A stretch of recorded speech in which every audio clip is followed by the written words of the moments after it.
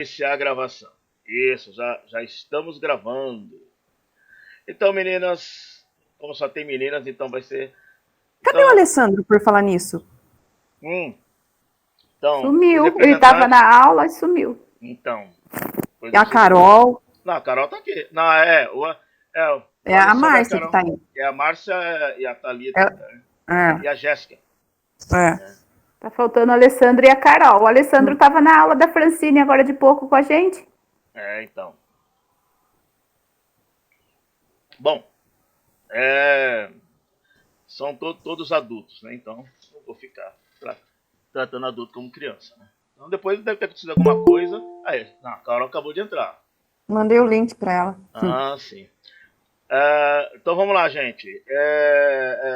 Na realidade, por que eu fiz a afirmação? Hoje eu quero falar com vocês sobre a gestão de capital de giro. Né? Na realidade, a gente vai ficar umas duas, no máximo três aulas, né? Absorvendo melhor esse conceito. Mas hoje, na parte introdutória, quero falar dos conceitos gerais. Por que eu disse para vocês que o capital de giro ele é o coração, né, da capacidade de gestão financeira?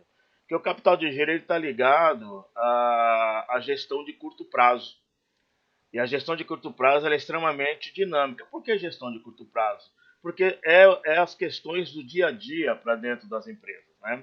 Sempre lembrando que curto prazo é uma linguagem contábil, e dentro dessa linguagem contábil, curto prazo são todas as obrigações que a empresa tem. Então, contabilmente, né, só para vocês lembrarem, obrigações, o nome já diz, refere-se a tudo aquilo que a empresa tem de obrigação a pagar. São os compromissos da empresa. Né?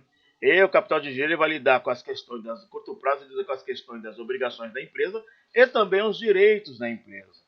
Então, os direitos da empresa de curto prazo são tudo aquilo que ela tem direito a receber no curto prazo, ou aquilo que ela já tem de liquidez, que nós chamamos de caixa, que nós chamamos de banco, que nós chamamos de investimento de curto prazo, geralmente ali um CDI que a empresa faz, um CDB, uma compra de ações, né, com liquidez diária para a empresa reforçar o caixa, o estoque da empresa. Então, ou seja, tudo isso compõe as questões de curto prazo. Agora, por que o curto prazo ele a gestão de curto prazo é importante para a empresa? Porque ela vai compor exatamente o capital de giro. Né? Então, ou seja, quando uma empresa ela tem muita obrigação no curto prazo, normalmente denota uma incapacidade de gestão financeira. Por quê? Porque na realidade a empresa, a receita que ela está gerando não está cobrindo as despesas que ela tem. Então, quando a empresa ela tem ali uma receita gerada que não cobre as suas despesas correntes, ela vai ficar no negativo. Quando ela fica no negativo, ela está com capital de giro negativo. Então, o que muita empresa faz? Muita empresa que ainda consegue crédito no mercado aí junto aos bancos, né? Ela tenta financiar esse capital de giro negativo. Então, ela faz ali um empréstimo de capital de giro para tentar reequilibrar, né, é, o que nós chamamos de equilíbrio de capital de giro. O que aconteceu muito agora na pandemia, muitas empresas, ali até a metade do ano, não estava com perspectiva de receita, né? Com exceção das empresas da área de serviços de alimentos, né? Da área de serviço de varejo de remédios, de varejo alimentícios. Essas empresas conseguiram fazer giro de caixa porque está ligado à necessidade do consumidor final. Agora, a grande parte das empresas e as indústrias ficaram com a sua produção parada e, evidentemente, ficou também com os pedidos parados e não conseguiram realizar receita. As grandes empresas que tinham uma reserva de caixa, né, conseguiram o quê? Fazer com que essa reserva de caixa amortizasse, né, a necessidade de capital de giro. Então a empresa ela precisava para gerar um mês lá R$ 1 milhão. Ela não ia ter condição de fazer receita, mas ela tinha reserva, ela ia tirando da reserva e ia equilibrando, né, o capital de giro dela. Agora a empresa que não tinha, ela Quem pôde foi buscar junto ao banco esse empréstimo e também houve um reforço, né, do governo federal por meio de uma lei de incentivo que possibilitou com que as empresas fizessem uma redução de salário temporário aos seus colaboradores e também houve uma facilitação de busca, né, do crédito. Então, ou seja, tudo isso para fazer com que o capital de giro da empresa permanecesse equilibrado. Então, se o capital de giro, né, da empresa diz respeito ao dia a dia do administrador, né, isso vai exigir duas questões bastante interessantes. Uma bem óbvia, gente, é necessário que haja o quê? Planejamento. Agora, como é que o administrador financeiro no curto prazo ele consegue operacionalizar o planejamento dele? Por meio do instrumento do livro caixa, fazendo um bom controle do fluxo de caixa, que são as entradas e saídas. Pode depois, é claro, fazer a projeção. Eu, quando trabalhei no departamento financeiro, né, na área de tesouraria, às vezes o diretor financeiro, para tomar decisões, pedia para a gente da tesouraria fazer uma projeção de fluxo de caixa para os próximos 3 anos, para facilitar a análise de cenário deles. Né? Eu, enquanto economista, fazia esse fluxo de caixa e fazia já o relatório de análise de cenário. Agora, é claro, você só faz relatório de análise de cenário baseado em informações. Então, eu ia lá buscar informações do Banco Central para ver como é que estava a projeção de juros para os próximos 3 anos. Eu ia na associação do segmento em que a minha empresa estava instalada para verificar qual era a projeção do segmento da empresa para os próximos 3 anos. Eu analisava como é que o mercado estava analisando o mercado global para os próximos 3 anos. É claro, gente, são estimativas, né? Então, por isso que é chamado fluxo de caixa projetado. Nas aulas para frente vamos falar disso, mas tudo isso envolve planejamento. Né? O gestor financeiro ele tem que ter um planejamento da estimativa de custos com energia, de custos de produção, de custos com folha de pagamento, né? De custos de efeitos colaterais. O que é custo de efeitos colaterais? É aquilo que pode ocorrer com a empresa e não está previsto. Por exemplo, há um ano atrás, dia 6 de janeiro de 2020, todos nós aqui estávamos de férias escolares e eu, no meu caso, estava de férias de trabalho. Né? E todos nós vocês estavam projetando, né, o último ano, em 2021, vou estar livre do Fleides, vou estar livre do IFE, vou estar descansando. Mas nada disso deu certo. Estamos em 2021 e vocês estão aqui comigo. Né? Então, ou seja, isso foi algo colateral. Nenhum de nós estava previsto. Então, nós tivemos o quê? Que replanejar uma série de fatores. Né? Então, por isso que o planejamento é um aspecto importante no conceito geral da gestão de capital de giro. E o outro aspecto importante é ter um bom controle das operações de entradas e saídas de caixa. Né? Não pode haver vazamento, não pode haver esquecimento. Para a empresa, se houver uma saída de 1 centavo, esse 1 centavo tem que estar registrado, até porque a contabilidade vai exigir isso. Né? E lá no sistema de fluxo de caixa tem que estar registrada a saída, como também qualquer entrada.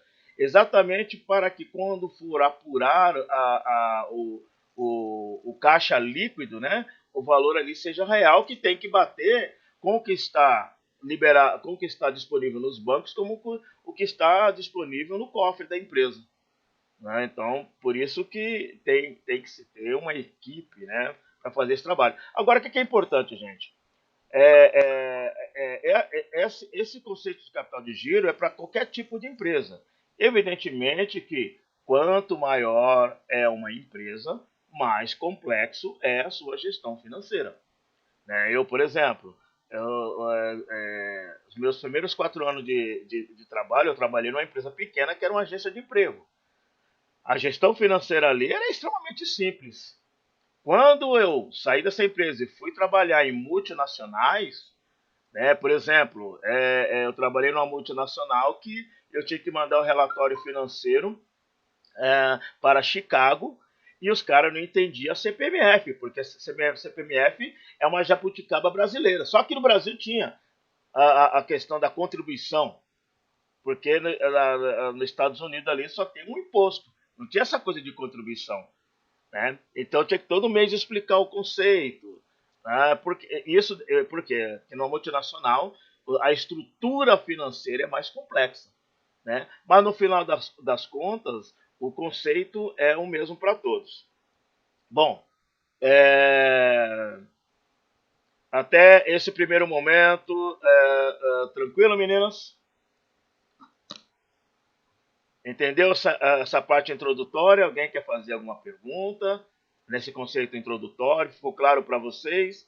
Né? Sim, tranquilo. Essa introdução é para mostrar a importância da gestão do capital de giro. Ok? Pois bem, então vamos lá continuar. Então, na realidade, então, desculpe, olha aqui que o meu computador ele tá rebelde. Vem cá, rapaz, você tá rebelde assim comigo? Então, ou seja, o que vem a ser capital? Já que estamos falando de gestão de capital de giro, quando se fala, eu vou pedir que vocês, quem puder, fale no microfone para mim. Quando se fala em capital, do ponto de vista financeiro, o que vem na cabeça de vocês? Não estou preocupado com certo e errado. Estou querendo saber de percepção. O que vem na cabeça de vocês quando se fala em capital do ponto de vista financeiro? Dinheiro. Dinheiro. Mas, o que mais? Capital. Mercado financeiro. Ah, Investimentos. investimento também. Eu ia falar investimento, foi a saída de dinheiro. Não, mas os dois estão corretos, né? Porque o investimento, do ponto de, Ele é um dinheiro, né? Guardado, o né? investimento, o investimento ele pode ser em algo em liquidez, né, que é em dinheiro, numerário, como ele pode ser equipamento, como ele pode Bens, ser papéis, como ele pode ser bens, né? Do ponto de vista ações, né? é, Títulos. então, aí que tá. Uma coisa que o pessoal, que é Confunde. uma maneira que os bancos usam muito para enganar. Em finanças, quando se fala em investimento, é alguma disposição de dinheiro que está se colocando para gerar produção. Investimento é isso. Quando vocês falam em CDB, quando vocês falam em ações, isso é aplicação financeira, né? Só que aí os bancos, para questão de marketing, acabam misturando. Ah, não, isso é investimento. Não é investimento. Investimento é todo o dinheiro aplicado para gerar produção, que vai gerar emprego. Entendeu? O gestor financeiro, ele vai... se eu tenho um capital, se eu tenho um recurso em que eu vou aplicar... Lembra na primeira aula que eu disse para vocês que a função do gestor financeiro são duas. Obter recurso. Então, o gestor financeiro ele tem que obter recursos. Como é que ele obter recurso? Ele vai buscar dinheiro com sócios, então, por meio do capital próprio. Ele vai buscar dinheiro com terceiros, junto aos bancos, junto aos fornecedores. Isso é chamado fonte de recurso. Ele vai obter. E a outra responsabilidade do gestor financeiro é aplicar esses recursos. Ou seja, é fazer esse recurso se rentabilizar para a empresa ou gerar crescimento para a empresa. Então, ele vai escolher quanto ele vai trabalhar com investimento. Então, quando é investimento, é quando ele vai comprar o equipamento que vai gerar produção. Então, vamos imaginar o seguinte. O esposo da Vivi quer comprar um maquinário novo para poder fazer a confecção dele. Isso é investimento. A Jo convenceu o marido a trocar, né, todos os equipamentos lá da confecção deles. É investimento. A Marcinha, né, resolveu comprar uma cozinha automática de última geração. Isso é investimento. Oh, glória! Isso é investimento. Por quê? Porque todo esse investimento não vai melhorar a produção. Se vai melhorar a produção, é porque vai gerar mais faturamento. Esse faturamento vai amortizar o investimento. Entendeu? Agora, seja a Vivi, a Jo, a Marcinha, ou a Thalita, ou a Jéssica, ou a Carol, resolve ir no mercado financeiro, né, e fazer o jogo do capitalismo e comprar ações, e comprar CDB, RDB, LTI, LTN, toda essa salada de letras, né, para obter um ganho financeiro por meio de juros. Isso é aplicação financeira. Entendeu? Então, quando falaram de investimento, você falou para alto lá. Isso daí é aplicação financeira. Quando o seu gerente te ligar, olha, tem um investimento aqui para fazer, fala, não, não, não. Você está me oferecendo uma aplicação financeira. Aí ele vai falar, opa, isso daí sabe o que está falando. Então, capital é o recurso financeiro básico da empresa, ou seja, é o recurso financeiro básico da empresa para sua gestão de curto prazo. Ok? Então, item A, investimento dos proprietários ou acionistas. Ok? Então, o capital é o recurso financeiro básico da empresa, que é o investimento do proprietário dos acionistas. Então, quando o proprietário ele está colocando dinheiro na empresa, quando a Marcinha abriu, né, a cozinha dela, quando a Vivi com o marido abriu lá a confecção, a Jo abriu a confecção, né? Eu estou citando a vocês que eu não sei, a Thalita, a Carol e a Jéssica, se elas têm empresas. Então, por isso que eu estou dando exemplo de vocês mesmos. Mas se vocês já tiveram ou pretendem ter, quando vocês botarem o dinheiro do bolso na empresa de vocês, ok? Vocês estão fazendo investimento, ou seja, um investimento que vocês esperam obter resultado. Então, ou seja, o capital da empresa de vocês vai estar formado com o capital próprio, que é o investimento do proprietário e do sócio, como também o capital ele é formado também por capital de terceiros, que é aquele dinheiro que a empresa foi buscar, que não é do sócio. Então foi buscar junto aos bancos e junto aos fornecedores. Se você pegar uma empresa grande de varejo, aí, uma Casas Bahia, uma Atacadão, aí na cidade, uma Covabra, né, que é dentro da região é grande, ou as redes de supermercado, esqueci o nome da outra rede de supermercado que tem aí. Enfim, mas vamos pegar o caso aí da Magazine Luiza, por exemplo, que é a empresa de varejo de eletrodomésticos que está dando mais resultados. A Magazine Luiza ela tem cerca de 910 lojas. Então, se a Magazine Luiza quiser comprar uma geladeira, ela tem que comprar no mínimo 910 geladeiras. Por quê? Porque tem que ter amostra. Só que ela não vai comprar 910 geladeiras, ela vai comprar 10 mil, 15 mil geladeiras só de uma linha. A geladeira Consul, Frost Free, branca. Ela vai ter que comprar 15 mil. Então ela tem o quê? Ela tem um poder de compra muito grande. Então, ou seja, ela vai financiar o capital de giro dela com terceiros. Como assim? A Magazine Luiza vai chegar na Lara Consul e falar o seguinte, olha, eu vou comprar 15 mil geladeiras suas, só que eu quero começar a pagar daqui 6 meses.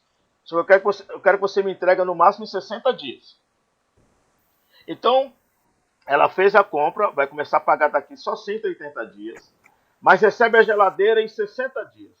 Quando a geladeira dá entrada no estoque da Magazine Luiza, já está disponibilizado para venda. No dia seguinte, ela já está vendendo essa geladeira. E quando ela vende a geladeira, ela vai vender a prazo, que é o negócio dela. Então, ou seja, quando ela começar a pagar a geladeira que ela comprou da Consul, ela já vai estar tido recebido da maioria dos seus clientes pelo menos 4 prestações. Então, ela financiou o capital de giro dela com os fornecedores. Pegaram aí, gente? Pegaram? Sim. Né? Então, todas as grandes empresas de varejo fazem isso.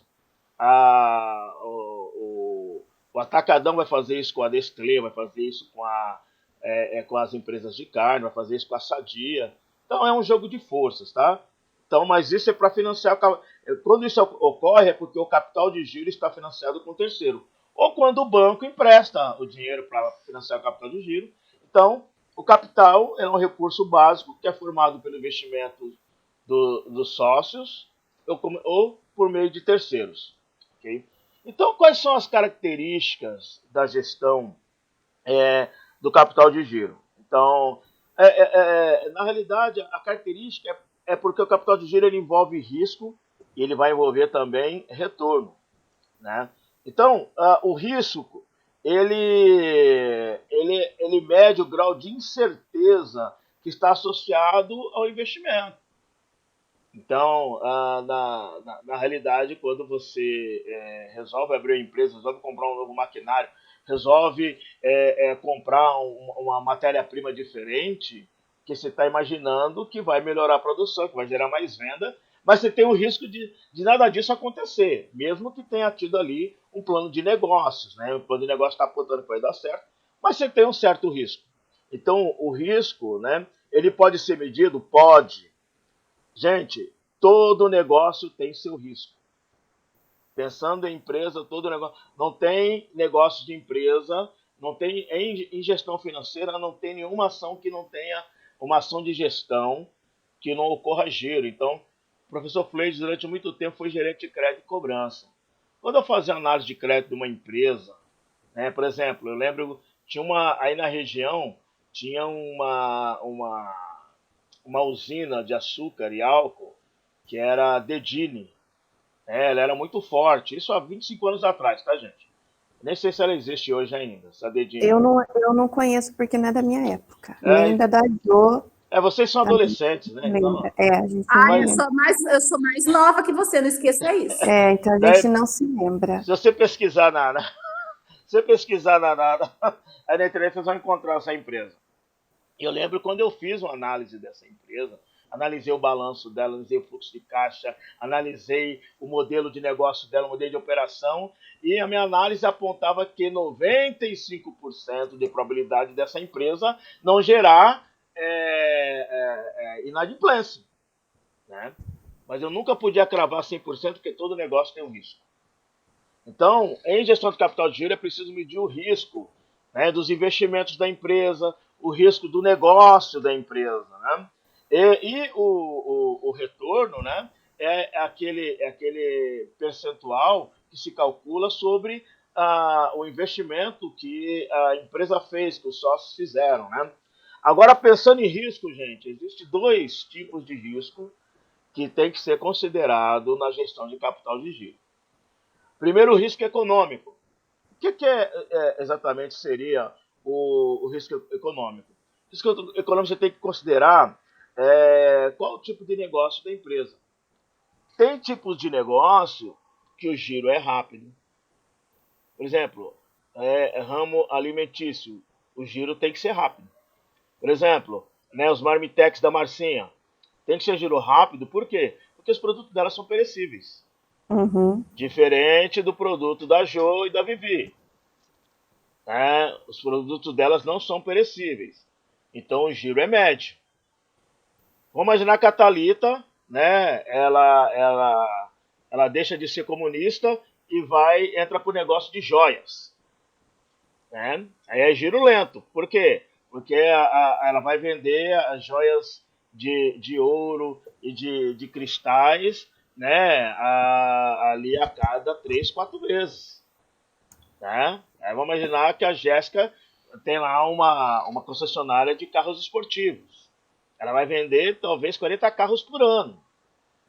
Né? Então é giro lento. Então, o risco econômico você tem que verificar qual é o tipo de negócio da empresa, né?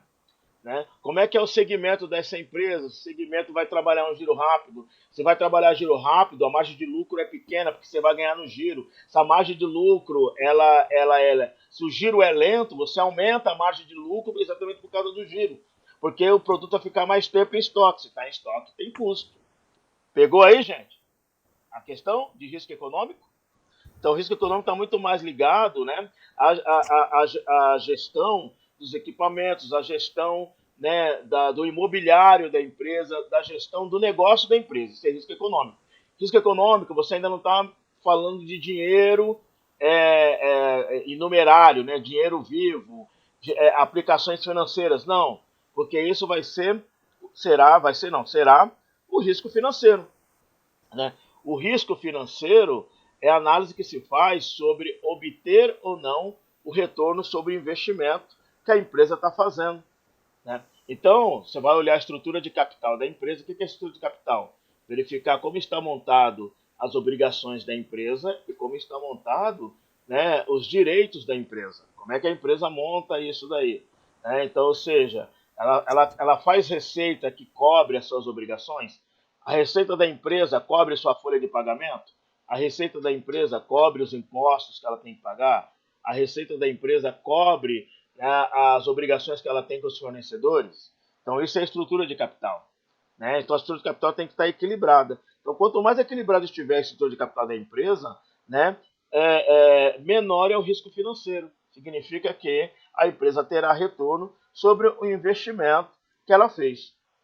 Quando o risco econômico ele é elevado, ou seja, a empresa está no segmento que o mercado está mudando, ou, por exemplo, de risco econômico, a pandemia, porque a pandemia fez com que muitos pedidos ficassem parados, muitos segmentos tiveram que ficar parados, enquanto alguns segmentos continuaram, né? Outros segmentos pararam. Então, gerou um risco econômico elevado. Então, quando o risco econômico está elevado, deve-se reduzir o risco financeiro. Então, tem que aumentar o grau de certeza sobre o retorno sobre os investimentos. Então, você vai procurar o quê? Trabalhar um bom planejamento de custos. Né? Na realidade, fazer uma redução de custo drástico naquilo que é mais fácil, que geralmente é a folha de pagamento. Entendeu? Repactuar, renegociar sua dívida com os fornecedores. Tudo isso, gente, é gestão de curto prazo, que é obrigação da área financeira. E o gestor financeiro ele tem que gerenciar todas essas necessidades. Né? Tudo isso por quê? Tá? Porque, na realidade, o gestor financeiro ele tem que estar preocupado com o processo do equilíbrio do risco e do retorno. O equilíbrio do risco e retorno de uma empresa, né, vai caracterizar a capacidade gerencial do gestor financeiro. Por quê? Como é que o gestor financeiro ele pode fazer um planejamento ou ele pode influenciar a possibilidade de um aumento de lucro? Então, ou seja, como é que uma empresa pode aumentar o seu lucro? Tem alguns caminhos. Por exemplo, a Petrobras ela pegou um período de grandes prejuízos por vários problemas que você já conhece, que foi bem noticiado. Então, a Petrobras, embora ela tinha muito faturamento e o lucro dela sempre foi fantástico, mas os prejuízos que ela foi absorvendo, né, gerou um déficit financeiro muito grande para a Petrobras. Né? Então, a Petrobras ela percebeu que ela precisava aumentar o seu lucro. Para aumentar o lucro, tem alguns caminhos. Isso é qualquer empresa que quer aumentar o seu lucro, ela não tem um caminho único. O primeiro caminho para aumentar o lucro de uma empresa é aumentar as vendas. Se a empresa ela conseguir, né, aumentar as suas vendas, né, sem necessariamente fazer grandes investimentos, ela aumenta a lucratividade dela. Então, vamos pegar o exemplo da Petrobras. A Petrobras, ela tinha, estou falando, gente, do ponto de vista de gestão financeira, não vou entrar aqui nas questões ideológicas que envolvem. Você pega a questão da Petrobras, ela tinha o preço dela regulado pelo Estado. Então, o Estado ele fazia um estoque de combustível. Esse grande estoque de combustível, né, o Estado ele colocava bastante combustível disponível. Ao colocar bastante combustível disponível, você deixava a oferta maior que a demanda. Ao deixar a oferta maior que a demanda, você não tem grande expansão de preço. O que o novo governo fez a partir de 2019? Eles diminuíram em 1,5 milhão a produção diária de barril de petróleo, de combustível. Isso desequilibrou, né, a balança de oferta e demanda, e aí inverteu. A demanda por combustível ficou maior que a oferta de combustível aqui no Brasil. Isso fez com que a Petrobras aumentasse seu preço. Isso foi uma ação direcionada, porque eles queriam aumentar a lucratividade. Então, você diminui a oferta porque a demanda está corrente. A demanda está linear. Pela quantidade de veículos que tem aqui no Brasil, você tem ali a estimativa de demanda. Então você retira a produção diária de 1,5 milhão de barris, né? Deixa só 1 milhão sendo produzido, você reduz ali a oferta, a demanda está constante, evidentemente você gera uma necessidade artificial de aumento de preço. Então foi uma maneira, ok? Muitas empresas trabalham de outras maneiras, né? Faz ali uma liderança de custo. Vou dar outro exemplo também de empresa quando ela tem uma outra maneira de você ah, aumentar a lucratividade da sua empresa. Se não dá para aumentar nas vendas, você pode reduzir o custo de produção. É mais difícil, porque para reduzir o custo de produção, você tem que reprogramar todo o seu processo de produção, pensando em fábrica ou pensando numa loja aqui de revenda, ou você consegue melhores descontos com seus fornecedores, ou no caso da produção, vou contar aqui uma fofoquinha para vocês. Sabe aquele chocolate Galac, diamante negro? Antes aquele chocolate, ele vinha ali com tabletes de 100 gramas, ok? De chocolate Galac branco, chocolate diamante negro branco, já vinha ali tablete de 100 gramas. Aí, algum gestor financeiro querendo aumentar a lucratividade da empresa nesse segmento de chocolate, chegou no diretor industrial e no gerente de produção e fez o seguinte: olha, nós vamos manter escrito a embalagem de 100 gramas, vamos, na realidade, trabalhar um processo de embalagem que mantém na balança 100 gramas, porém, a quantidade de chocolate que vamos colocar será de 80 gramas. Então, eles reduziram, né, em 20% a quantidade de produto, a quantidade de matéria-prima. Isso fez eles reduzirem, né, entre 25% a 40% o custo de produção.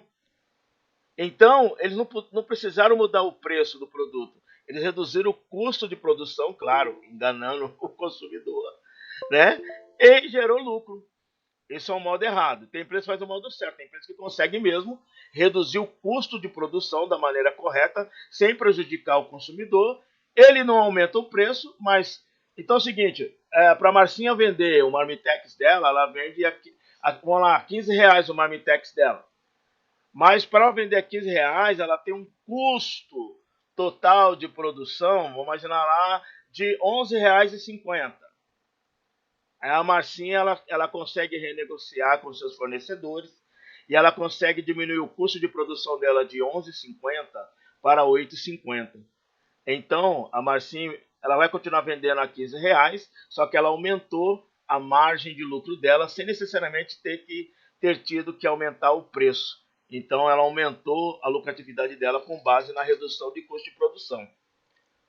Um terceiro aspecto que ajuda, que possibilita aumentar o lucro, é investindo em ativos que vão gerar novas receitas. Exemplo, a Jo resolve fazer um investimento lá junto ao BNDES por meio do Finame e ela troca todo o equipamento, né, da confecção dela. Esse equipamento Amém. vai possibilitar com que a Jo aumente a produção em 40%, utilizando a mesma energia elétrica e a mesma quantidade de força de mão de obra. Opa! E aí o que acontece? Aumentou em 40% a produção, ela fez o plano de negócio certinho e vai aumentar entre 45% e 50% as vendas dela, e isso vai gerar, né, mais faturamento, que vai amortizar ali no financiamento e vai garantir aumento de faturamento da empresa dela, que vai gerar nova lucratividade.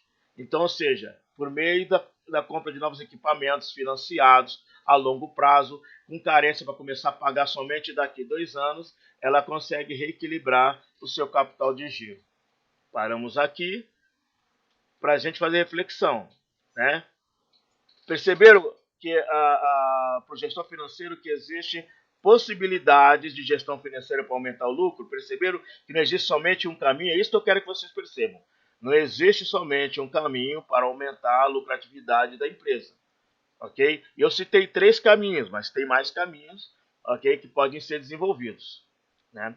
Mas um outro desafio do gestor financeiro para equilibrar o risco e retorno é a possibilidade de redução de custos, né?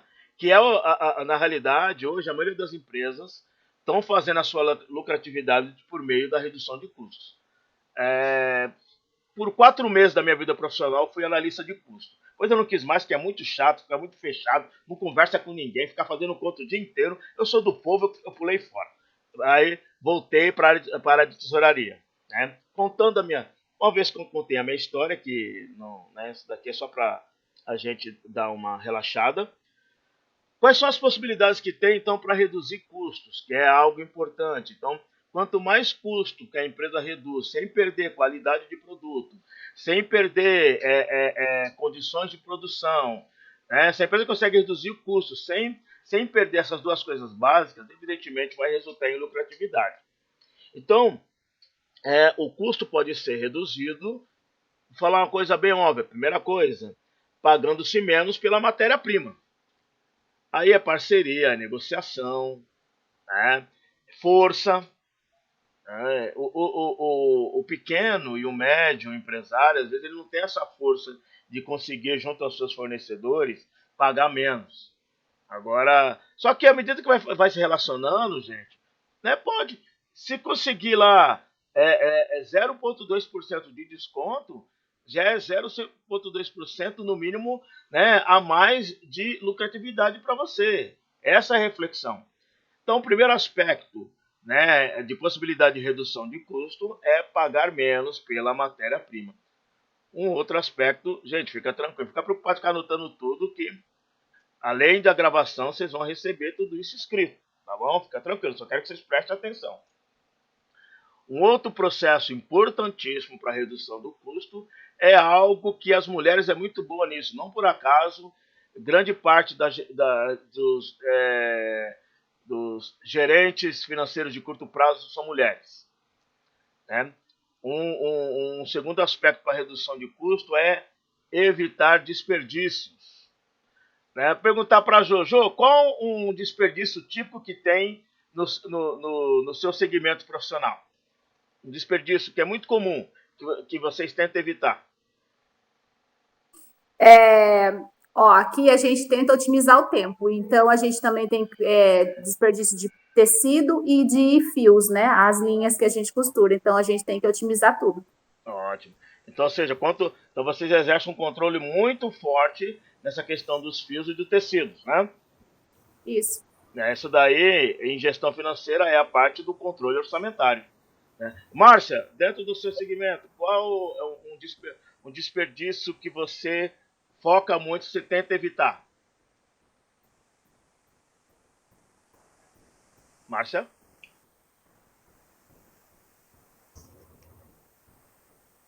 Márcia, está me ouvindo? Será que ela escreveu?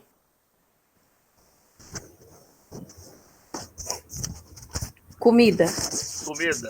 É. Então, ou seja, o seu Marmitex tem ali a porção exata do arroz, do feijão, o tamanho exato do bife, é tudo isso, né?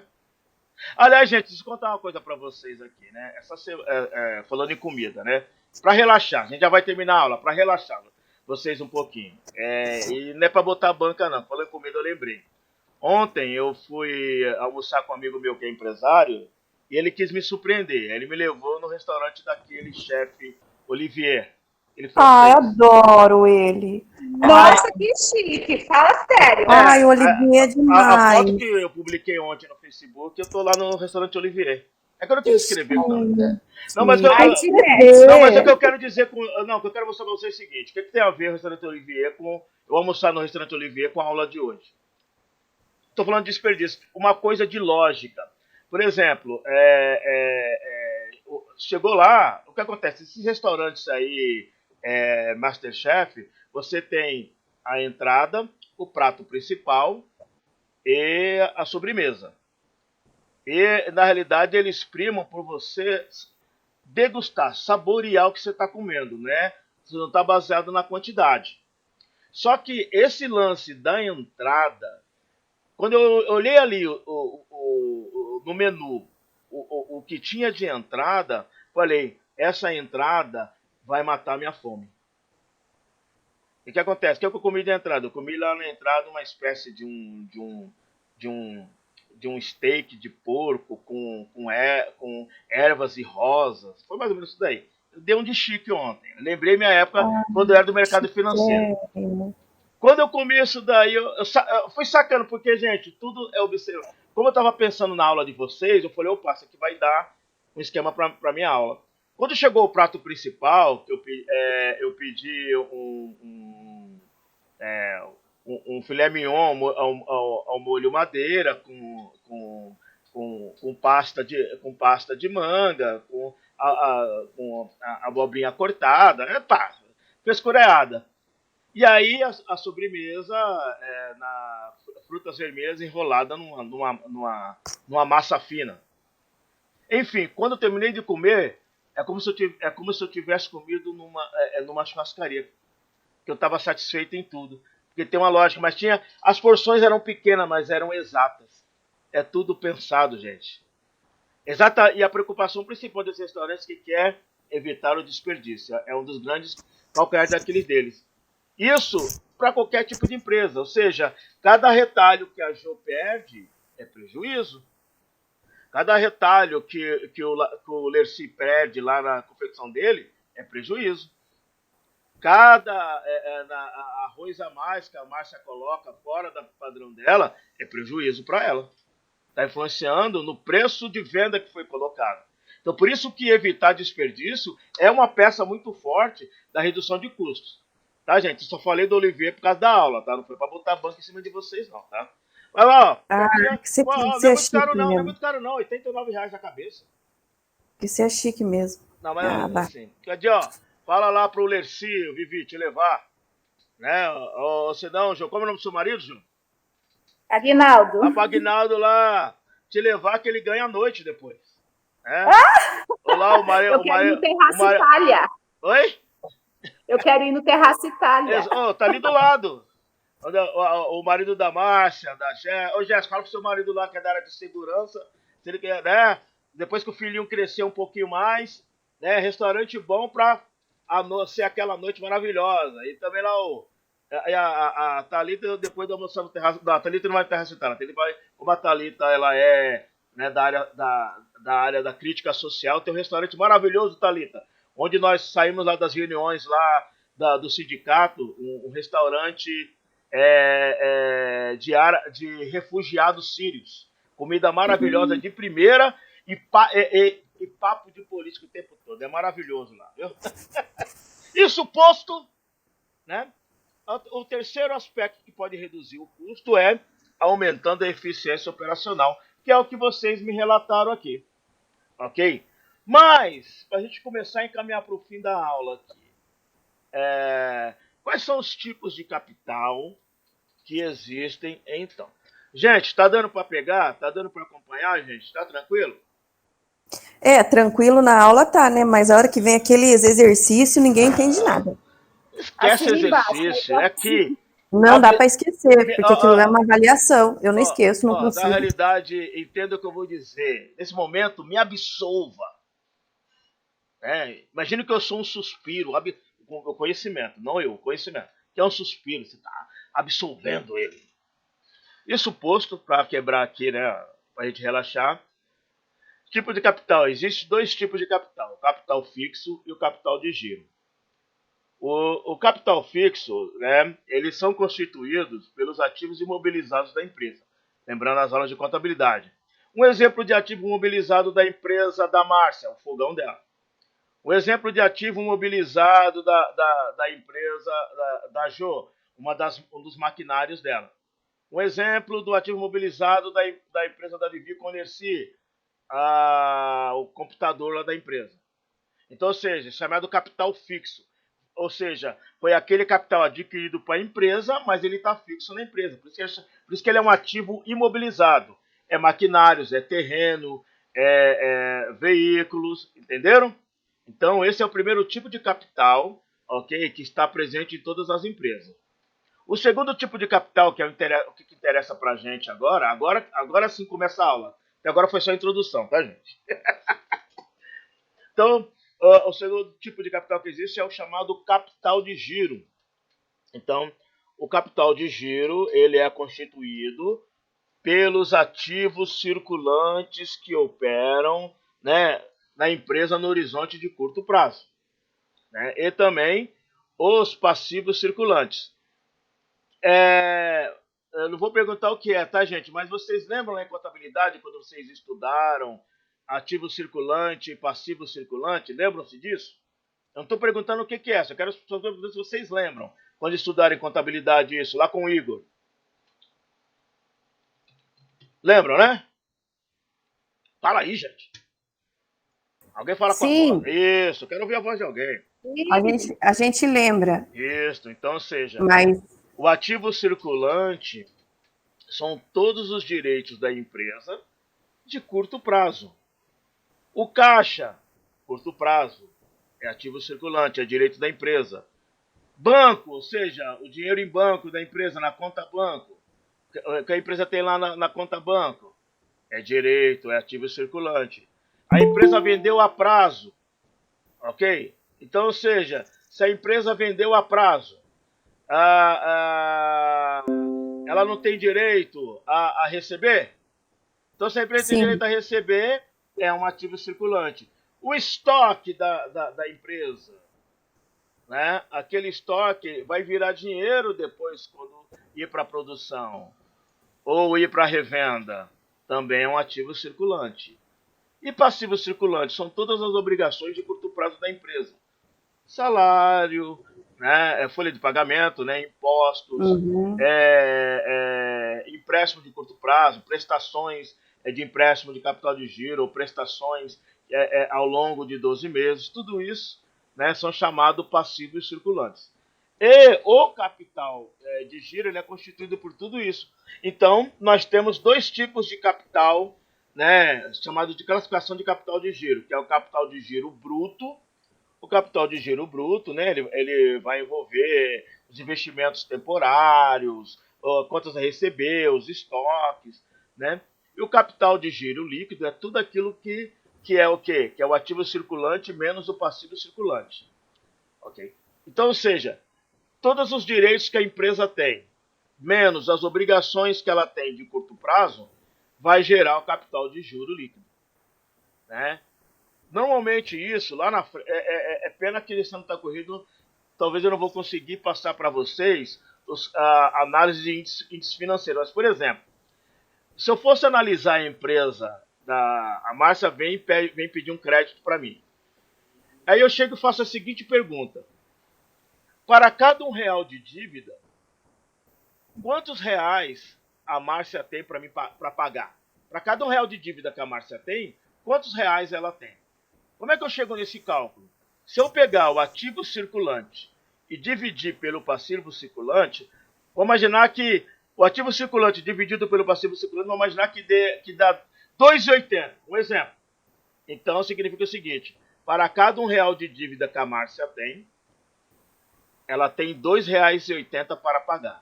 Então significa que a empresa da Márcia tem liquidez. Então ela por esse dado, ela é competente na sua gestão de capital de giro, né? Então olha quanta informação se tira, né, dessa análise, ok? Então, ou seja, os tipos de capital que existe, capital fixo, que são os equipamentos mobilizados, e o capital de giro, que é a análise dos ativos circulantes e dos passivos circulantes. Então, propriamente dito, opa, alta aqui, não, tá aí. Então, como é que se dá então a gestão do capital de giro? A gestão competente do capital de giro, ele vai acontecer se houver uma gestão competente nos ativos circulantes ali no caixa. Então, como é que eu faço uma gestão competente do caixa da empresa? Tendo controle total por meio do livro caixa fazendo corretamente as entradas e saídas, né? Um outro aspecto de gestão competente do capital de giro no ativo circulante, controlando muito bem os títulos, né, as duplicatas a receber. Agora, como é que eu sei que a duplicata, como é que eu faço uma boa gestão da duplicata a receber? Primeiro, tendo uma boa análise de crédito. Se tiver uma boa análise de crédito, você diminui o risco daquela venda se tornar inadimplente. Segundo aspecto, ter um departamento de cobrança que chegue forte junto ao cliente e consiga, né, retirar esse recurso na data correta do cliente.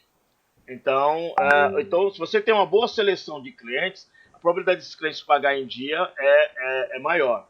Então, tudo isso, por isso que as empresas têm ali o seu departamento de crédito e cobrança, que é exatamente fazer essa gestão desse ativo circulante.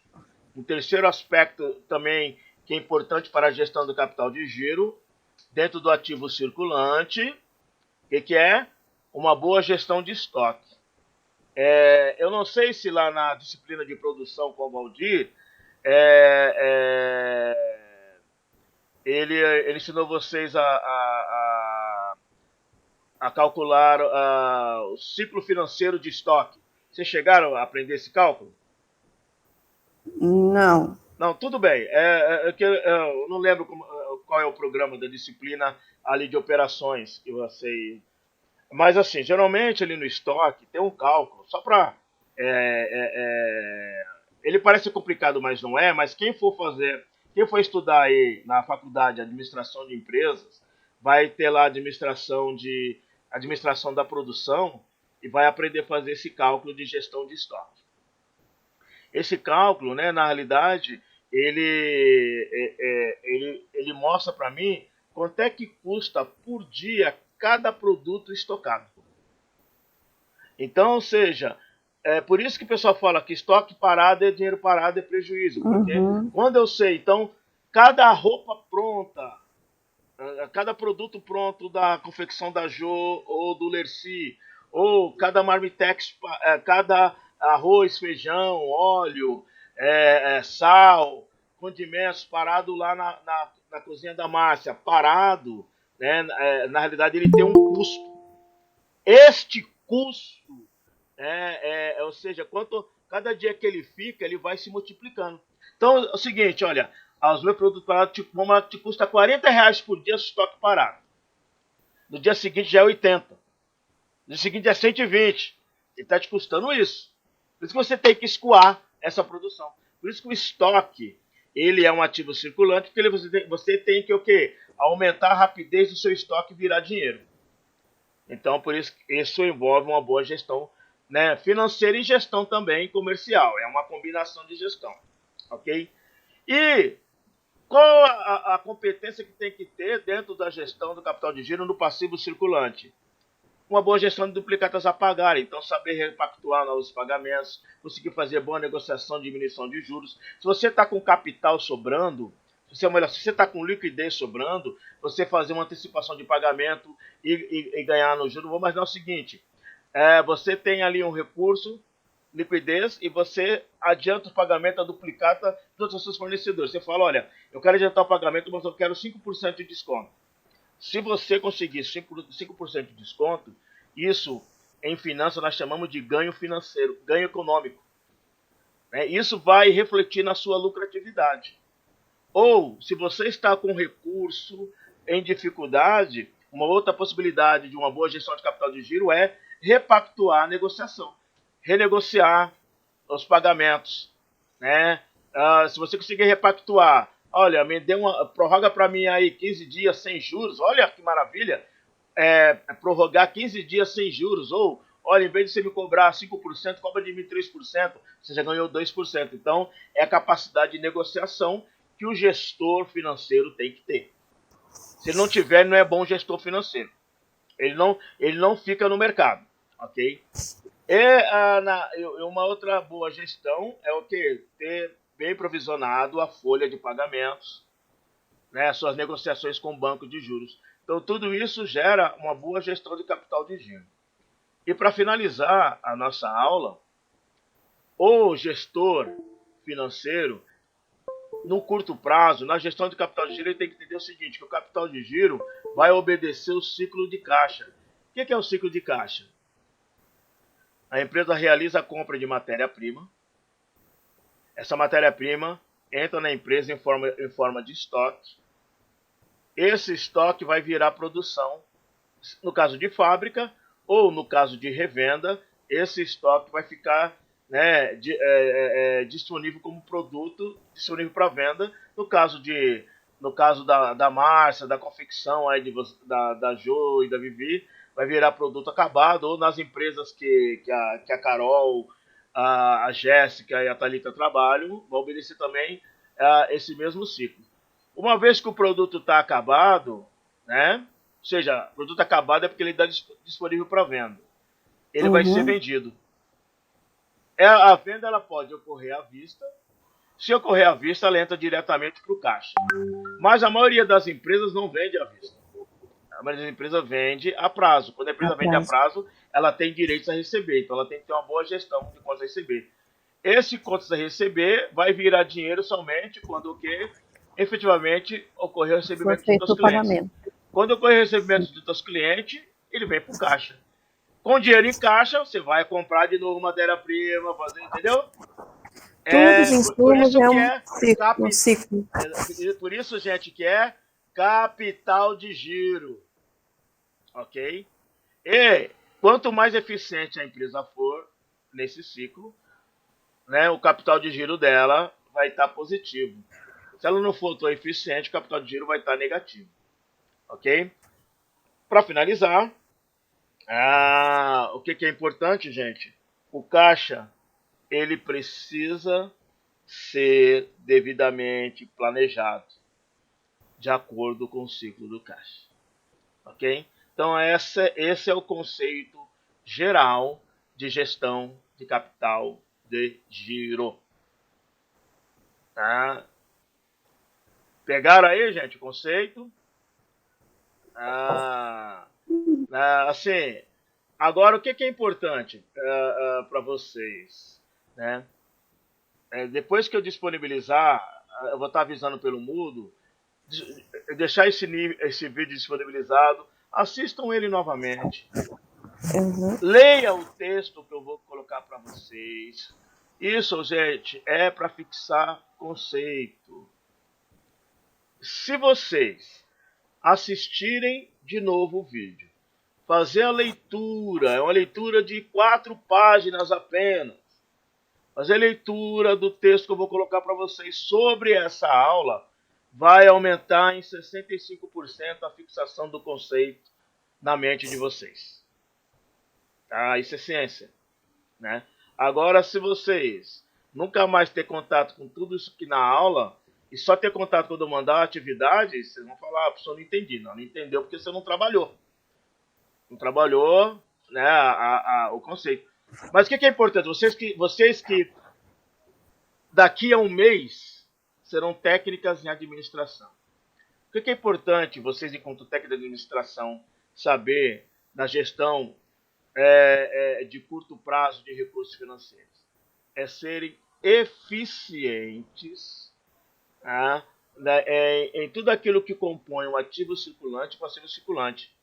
Isso daí, gente, vocês vão perceber na aula de estratégia empresarial que eu vou postar para vocês, né, para vocês verem a partir da manhã, que a gestão de capital de giro lá em gestão estratégica é a implementação do plano tático operacional da empresa, diz respeito ao dia a dia da empresa. Gestão de capital de giro é a competência aplicada no dia a dia da empresa, no caso na área financeira. Tá? Então, vocês que têm empresa, pensem a respeito, aplique nisso. Vocês que trabalham nas empresas, né, de vocês, né, procurem perceber isso nos departamentos financeiros das empresas que vocês trabalham, né? Até para vocês perceberem se a empresa está eficiente ou não, se a empresa tem um grande problema de desperdício. Se a empresa tem problema de desperdício é porque ela não está fazendo o controle orçamentário, que nós estudamos há 2 aulas atrás, a questão do controle orçamentário, a empresa não consegue medir os vazamentos. Então tudo isso vai desembocar na gestão de capital de giro. Ok, meninas? claro para vocês? Na questão de noção, não estou falando que vocês, estou perguntando se vocês já sabem tudo, mas se ficou claro para vocês, né, esse conceito, né, de gestão de capital de giro. É isso que eu estou perguntando. Ficou claro para vocês? Sim. Pronto. Ok, então faça uma leitura, né, conforme eu indiquei aqui para vocês, tá bom? E eu desejo aí para vocês aí um 2021 maravilhoso. Eu estou disponível né, nos canais que vocês já conhecem. E hoje ainda, né, até o final da noite, vai estar disponível o vídeo e o texto para vocês. Essa aula, meninas, essa aula não vai gerar atividade, tá? Ah, que bênção. Porque eu quero que vocês revejam essa aula. A O atividade de vocês almoço no Olivier rendeu uma pessoa mais boa. Ok? Né? É até para não assustar vocês de estar estudando em janeiro, né? Olha. Ok, meninas? Então aí tem um bom descanso para vocês aí. Um super beijo no coração de vocês. E eu estou disponível. E olha, ó, falta pouco. Ó, aqui. Quem foi convocado para fazer a Atividade paralela? atividade paralela? Assim, como é que você sabe? O Caio entrou em contato com você. Então, quem tem que fazer a recuperação paralela, o Caio entrou em contato. Lá, o Pedro, né, que é do Caio. Né, o Caio é a coordenadoria de apoio ao estudante. Ele que tem que entrar em contato. Então, assim, essa recuperação paralela, você, ao fazer, vai possibilitar que eu, lá no conselho de classe, consiga argumentar e diminuir as faltas que você tem, recuperar alguma, não a nota inteira, mas melhorar alguma nota, mas sobretudo recuperar o conhecimento. Então quem está convocado, faça, porque se não fizer, não há nada que eu possa fazer. Aí você não vai estar lá no dia 27 de março, né, comemorando, né, o final do curso. Você vai estar lá em 2022 fazendo. Então, quem está convocado, não só na minha disciplina, seja qual disciplina você foi convocado, vai lá, faça a recuperação paralela e se garanta. Tá? Que é um direito que você tem e ao mesmo tempo é um benefício para você. Tá bom, meninas? Bom descanso, bom sono, não sonhem comigo, então você vai cair da cama. Sonhem com seus respectivos maridos e boa noite. Boa noite. Muito obrigada. Tchau, tchau. Fica com Deus. Amém. Tchau. Vocês também. Tchau, tchau. Amém. Fica com Deus. Tchau. Tchau, tchau. Tchau, Pro. Tchau, lindona.